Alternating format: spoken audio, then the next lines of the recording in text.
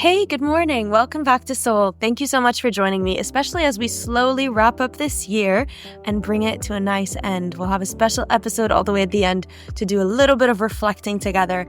And then, as mentioned, we are going to be having guests next year. Not on every single episode, but I'm excited for this new journey ahead. And you really should be too. I hope you're really proud of yourself for how far you've come this year as well. Today, I want to dive into a saying that we're all familiar with. The grass is greener on the other side. Now, sometimes you'll have people come and tell you, well, no, the grass is greener where you water it. True.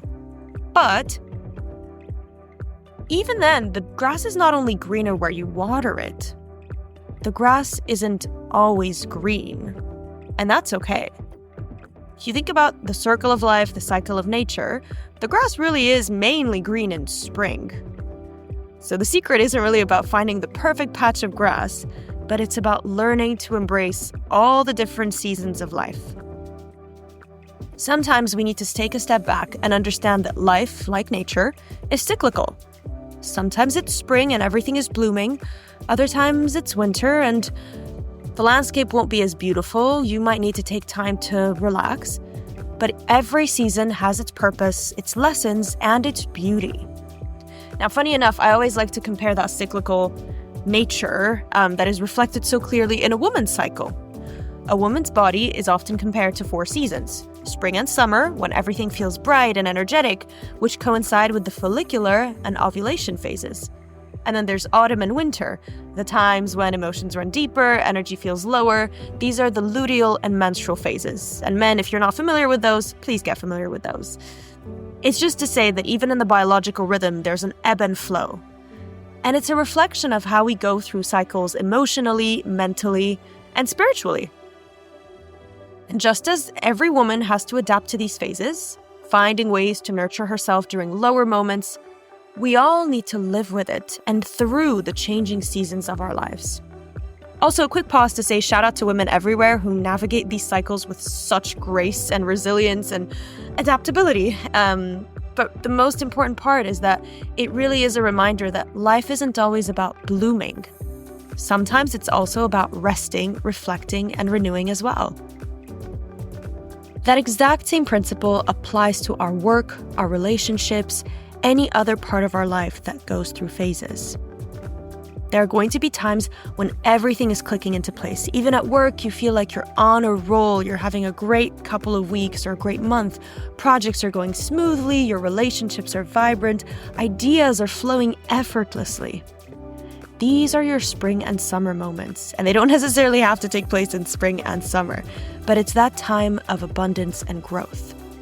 Now, we always say abundance and growth is a constant, but there will be times when things are going to slow down, when challenges are going to arise, the energy might dip, and you might feel like you're stuck in a very long winter. If you know that Taylor Swift song that she did with Post Malone, I think it's number 1 on Spotify for 2024, Fortnite, there's a part where she says, it feels like an endless February, and that's like one of my biggest nightmares, to have an endless February, because at least December and January, everyone's skiing, there's snow, at least if you're in the Northern Hemisphere. I mean, I'm from Egypt, we don't even have snow, but you get it. It's Christmas, it's family, it's good vibes, cheer.